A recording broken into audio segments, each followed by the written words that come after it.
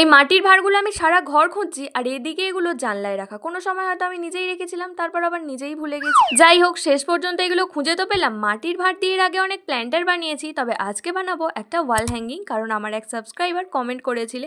তো ফার্স্টেই ভাঁড়গুলোকে ভালো করে ধুয়ে তারপরে বেসটা হোয়াইট কালার করেছি, তারপর মেন কালার করব। আর এখন মনে হয় আমাকে পিঙ্ক ভূতে ধরেছে, কারণ যখনই আমি কোনো কিছুর ওপর অ্যাক্রিলিক কালার করব ভাবি, তখন সবার প্রথমে এই পিঙ্ক কালারটাই আমার চোখে পড়ে।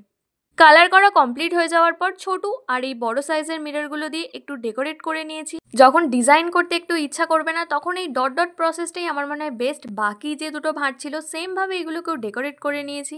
এবার এই ভাঁড়গুলোকে হ্যাং করব, তার জন্য আমি উল ইউজ করেছি। উলটা যাতে কোনোভাবেই খুলে না যায় সেই জন্য একটা বোতলের ক্যাপ ইউজ করেছি, আর একটা বিটস উলের মধ্যে ইনসার্ট করে ভালো করে নট বেঁধে নেব।